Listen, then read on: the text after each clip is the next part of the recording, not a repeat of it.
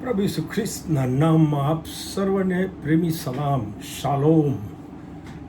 ગીત શાસ્ત્ર 111માંથી આપણે યહોવાના ભય વિશે કેટલીક બાબતો શીખી રહ્યા છે કે આપણે શીખ્યા કે યહોવાના ભયમાં જીવવું એટલે યહોવાની પવિત્ર હાજરીનું સતત ભાન રાખીને યહોવાનું માન સન્માન જળવાય એ રીતે આપણે જીવવું જોઈએ.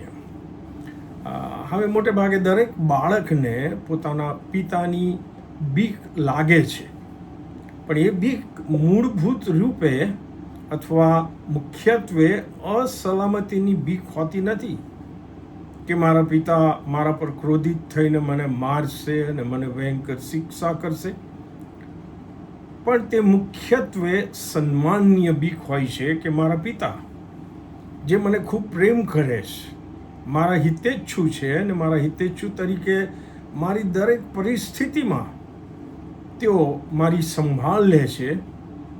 તેઓ દુઃખી થશે અથવા નારાજ થશે અને તેથી પોતાના વિચાર, વાણી, વર્તન, વ્યવહાર, ટેવ, કુટેવથી પોતાના પિતાને નારાજ કે દુઃખી નહીં કરવાના નિર્ણયવાળી જીવનશૈલી એ સાબિત કરે છે કે દીકરો કે દીકરી પોતાના પિતાની સન્માનીય બીક રાખીને જીવે છે, અને તે પોતાના પિતાની દૈહિક હાજરી હોય ત્યારે જ નહીં, પણ પોતાના પિતાની દૈહિક ગેરહાજરીમાં પણ એ દીકરો અને દીકરી પોતાના પિતાની હાજરીનું ભાન રાખીને તેમની સન્માનીય બીકમાં જીવે છે.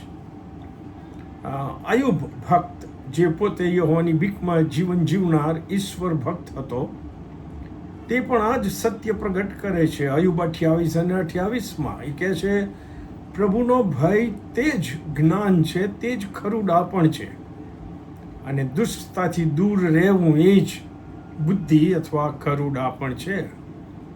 મતલબ, પ્રભુની બીકમાં જીવનાર વ્યક્તિ હંમેશા દુષ્ટતાથી અને દુષ્ટ બાબતોથી પોતાને દૂર રાખવા માટે સજાગ અને જાગૃત હોય છે જ.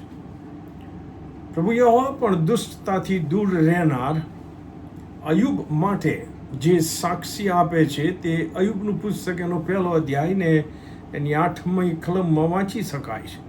યહોવા કહે છે કે મારા સેવક, એ અયુબને પોતાનો સેવક કહે છે કે જે મારા સેવક અયુબના જેવો નિર્દોષ તથા પ્રમાણિક ઈશ્વર ભક્ત તથા દુષ્ટતાથી દૂર રહેનાર બીજો કોઈ પુરુષ નથી.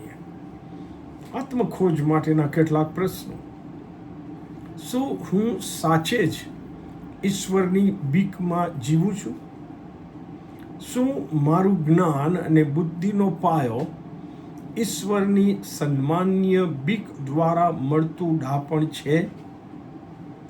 શું હું પવિત્ર અને અદ્રશ્ય ઈશ્વરની હાજરીનું સતત ભાન રાખીને તેમનું સન્માન જળવાય એ રીતે જીવું છું?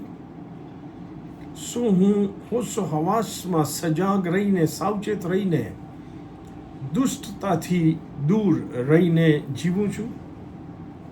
આ પ્રશ્નોના જવાબ પૂરી ગંભીરતાથી આપીને આપણે આત્મિક જીવનમાં વૃદ્ધિ પામવાના ઠરાવ કરીએ અને તે ઠરાવોને અમલમાં મૂકીને જીવીએ. માટે પ્રભુ એની કૃપા આપણ સર્વને આપો. Amen. God bless you all.